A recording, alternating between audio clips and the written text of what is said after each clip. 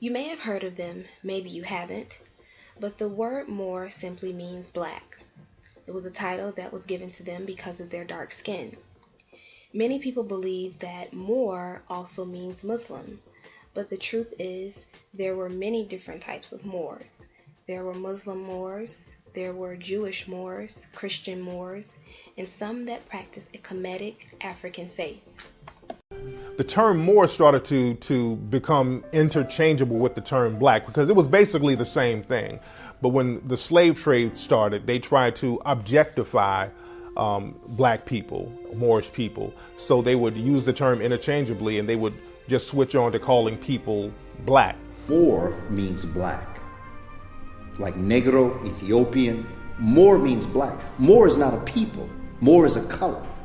That they have taken this word Moor and they have associated Moor with Muslim. There were Moors that weren't Muslim. Moor means black. There were Christian Moors. There were Moors that practiced a traditional African faith system. So that Moor means black, simple.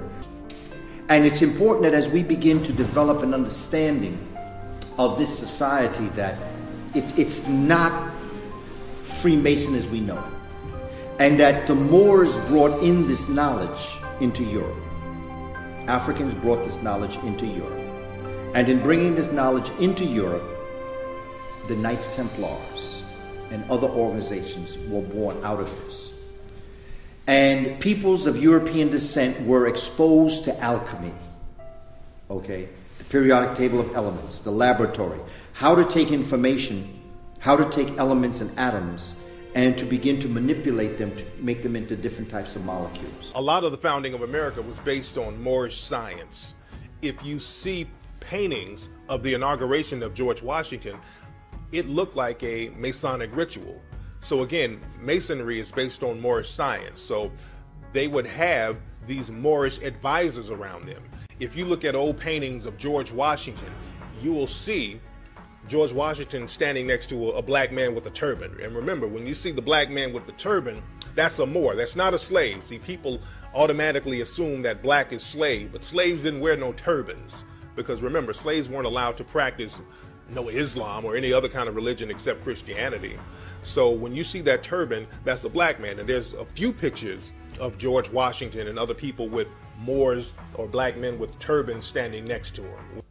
For 700 years, the Africans who dominated Spain and much of southwest Europe brought a level of civilization that had not been seen since the ancient Greeks, who were students of North Africans, ruled Europe.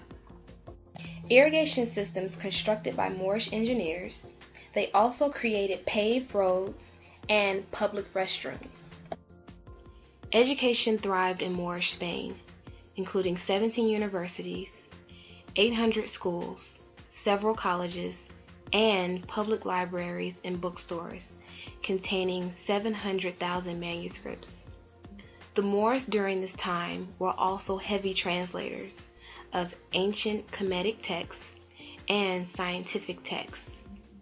This was also especially important considering the fact that 99% of the population were illiterate, including the king, who could not read or write during this time. During the time of translating texts, the Moors had translated the works of the Greeks, not knowing that they were actually translating the works of their own ancestors that the Greeks had misunderstood. The Moors also introduced proper hygiene, such as wearing undergarments and bathing with soap and water, which before this time was thought to be a sin and an unclean thing to do. Also in the city, there were 80,455 shops and 4,300 markets, where you could purchase anything from spices, silks, glass, leather, pottery, and other goods. The Moors excelled in education, but they also enjoyed leisure activities, such as horseback riding, marksmanship, chess, and they even enjoyed discussing war tactics and strategies. The Moors were also heavy listeners of music.